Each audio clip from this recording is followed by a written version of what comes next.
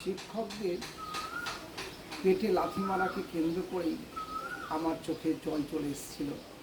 বর্তমান সমাজের প্রেক্ষাপটে আমার লেখা কবিতা, আমি বিধানচন্দ্র হালদার, আমার লেখা কবিতা শিক্ষকদের পেটে লাথি লজ্জা। কবিতার নাম শিক্ষকদের পেটে লাথি লজ্জা।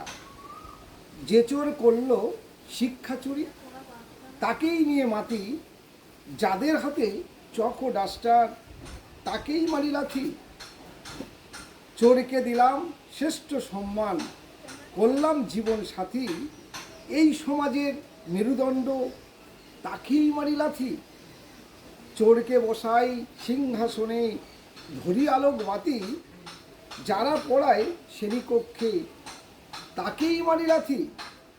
পুলিশ মশাই চোরকে পড়াও হাত করি, কেন তবে পেটে লাথি যাদের হাতে চক্ষরি। জীবন শিক্ষা জীবন দীক্ষা কোথায় পেয়েছিলে? জীবন শিক্ষা জীবন দীক্ষা কোথায় পেয়েছিলে? পুলিশ মশাই একটু ভেবো, একটু সময় পেলে।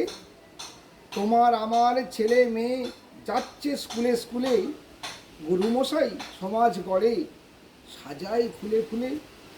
গুরুমশাই মশাল জেলে জ্বালায় আলোক বাতি, পুলিশ মশাই তুমি তাকে মারছ পেটে লাথি। টিভির পর্দায় দেখছে মশাই তোমার আমার সন্তান, সূর্য ঘড়ি অন্ধকারে অন্ধকারে প্রস্থান। টিভির পর্দায় দেখছে মশাই তোমার আমার সন্তান, সূর্য ঘড়ি অন্ধকারে অন্ধকারে প্রস্থান। নমস্কার।